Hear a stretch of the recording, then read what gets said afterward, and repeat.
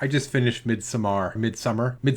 I don't know how to say the movie. I just finished it, and it wasn't for me. Midsommar, or Midsummer, however you say it, was released in 2019 and was directed by Ari Aster. Ari Aster also directed Hereditary, which is kind of a similar movie in that something really traumatic and shocking happens in the beginning, and then it kind of leads into almost like a whole separate movie. Hereditary, I feel like, did a little bit better of a job at kind of weaving that story arc all the way through the movie. Midsommar, or Midsummer, it kind of is all over the place. Something very dramatic and shocking happens in the very beginning of the movie to our main character here, Danny. She tries to find comfort in her boyfriend here, Chris, but Chris is kind of so wrapped up with his friends that he doesn't really pay her much attention. Like at one point, he tries to go off to a party with them without telling her. Then she kind of gets herself invited to go along. And while she's there, she finds out that Chris and his friends were planning a trip to Sweden for a week or so, like not even letting her know. So Danny, after going through this traumatic experience, now has to deal with a boyfriend who seems like he's like cutting her off or something. And the first time I watched this movie,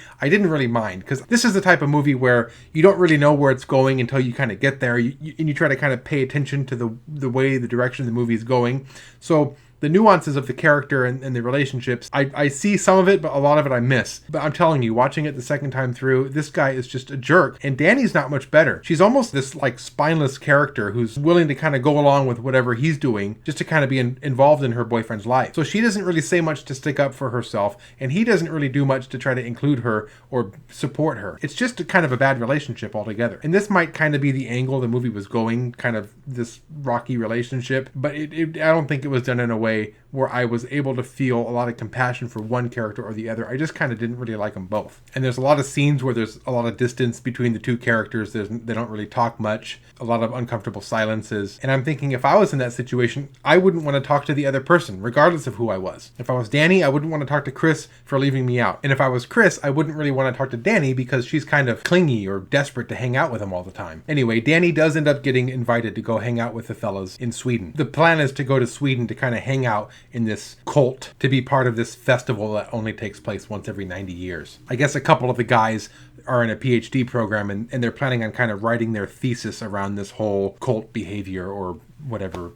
It's weird, which is probably a good thesis. Maybe they'll make a movie about it someday. On their way to this cult place, they make this pit stop in this kind of grassy area where they meet some kind of fellow people traveling. One of them happens to have some shrooms, or I think they're shrooms. They're some sort of drug, some sort of psychedelics. And they all take it. And this scene alone, I feel like, showcases what this movie does so well. The style and cinematography and use of sound and close-ups, all of it comes together really well to make this scene a really good scene. So they all take this drug. We kind of see them all sitting around this tree. Now, typically what a lot of movies do when somebody takes drugs, they just kind of show like really bright, vivid colors and like these wavy motions to signify that they're high. This movie does it so much better. It's so subtle, and it just, the way they do it just draws you in to the characters who are high at this time. So it's a long shot and we can see all the characters, and it's quiet. But the dialogue going back and forth between the characters really shows you where they all are in their mental state. You know, you got the guy in the back who's just kind of quiet and like looking around, kind of just, I guess, enjoying whatever scenery he's seeing in his mind. You got the guy in the front who's kind of almost in the fetal position, kind of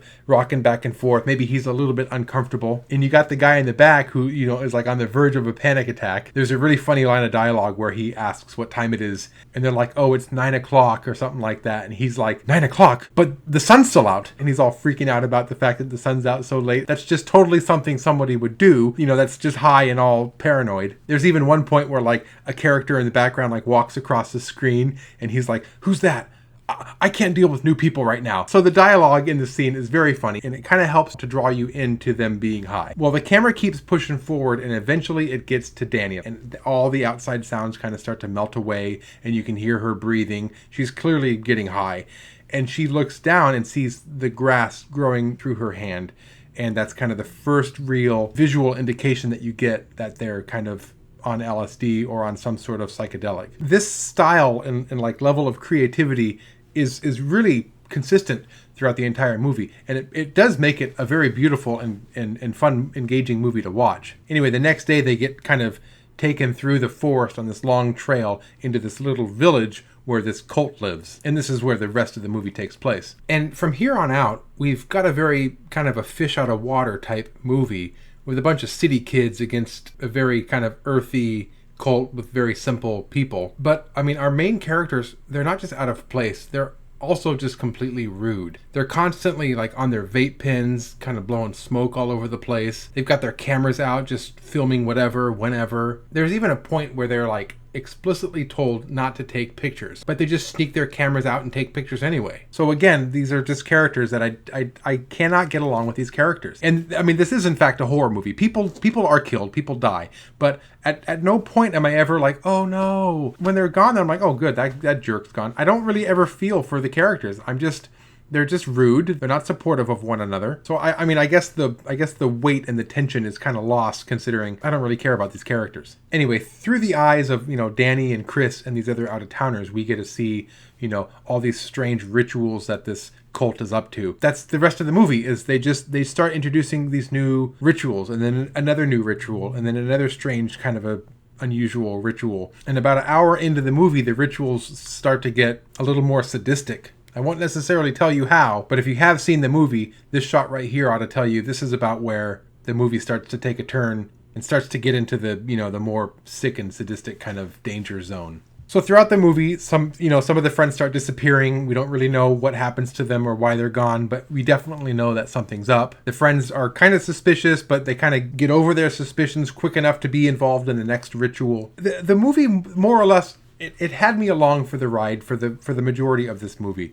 But, the last third of the movie is at the point where I felt like I just was tapping out. They were just introduced to these weird customs and these weird rituals over and over again. Every time there's something new, there's something different. And at some point, I just kind of wanted to break away from that. I really wanted the movie to kind of pull away from what was going on and maybe put the main characters in the back seat for a little bit to kind of switch sides to kind of see what's going on with this cult. It would have been really nice to have, at least one or two people from the cult to be able to identify with. Maybe some of the cult's motives could have been made a little more clear, because without any context, the actions and rituals of the cult just seem to be so arbitrary, and the movie kind of fails to gather any momentum. There is a character, Pele, who's actually from the village, who traveled to America and who ended up gathering all the friends to kind of come back to visit. There's no reason that he couldn't have given kind of a narrative or his motives, but he doesn't really, and we never really get an explanation from anybody. At some point, it just felt like the movie was just kind of making it up as it went. The rituals didn't really have much context. Now we're in a wagon being pulled by people. Now we're in a strange sex room and we're going to have an orgy. Now we're lighting stuff on fire. I'm telling you,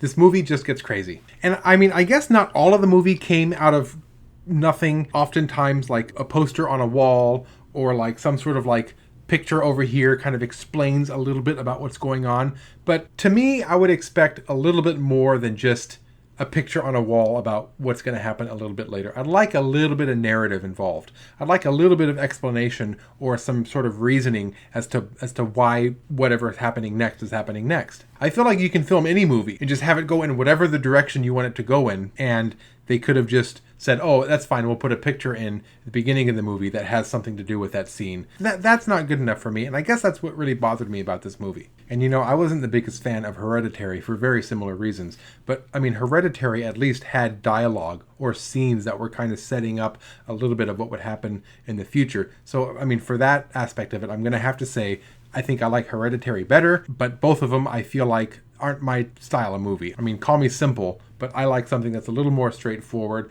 or I guess just a plot that's articulated in a little more clearer of a way.